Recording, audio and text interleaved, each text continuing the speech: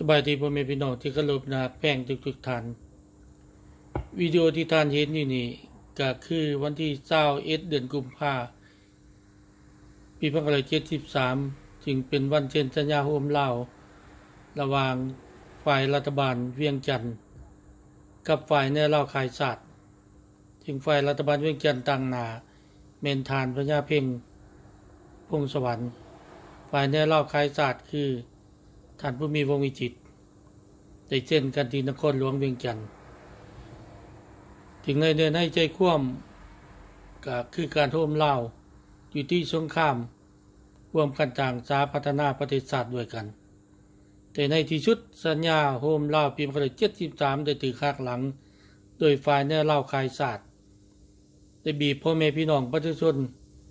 ในนครหลวงเวียงจันทน์และทั่วประเทศโดยเฉพาะในนครหลวงเวียงจันทน์เป็นยึดอำนาจในวันที่23เดือนสิงหาคมปี2575ฝ่ายแนวล่าขายศาสตร์ได้บีบบังคับพ่อแม่พี่น้องประชาชนข้าราชการทหารตำรวจนักเรียนนักศึกษาลงทุนเดินทางหลวงแล้วประกาศยึดอำนาจนี่คือนายกสุวรรณภูมิมาซึ่งเป็นนายกรัฐมนตรีของรัฐบาลผสมในเวลานั้น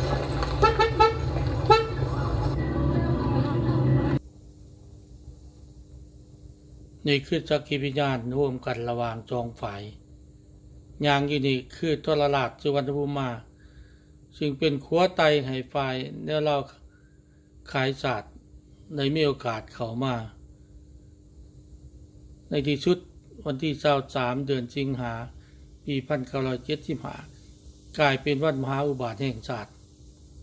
ประเทศชาติได้ขาดอิสรภาพขาดเอกราชอธิปไตยจากวันนั้นจนถึงวันที่2ธันวาคมปี1975เขาจะได้ประกาศเป็นประเทศสาธารณรัฐประชาธิปไตยประชาชนลาวอย่างสมบูรณ์นี่แสดงให้พ่อแม่พี่น้องได้เห็นถึงหลักฐานวิญญาณว่าพวกเฮามีการเซ็นสัญญากันปี1973เพื่อโฮมลาวเป็นอันหนึ่งอันเดียวกัน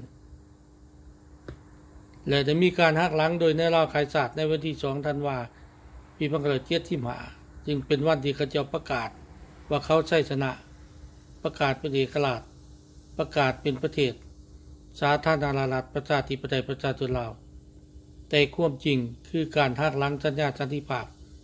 ระหว่างคนลาวด้วยกันเช่นกันวันที่21กุมภาพันธ์ปี1973ดังที่พ่อแม่พี่น้องได้เห็นอยู่ในวิดีโอที่ผ่านมานี้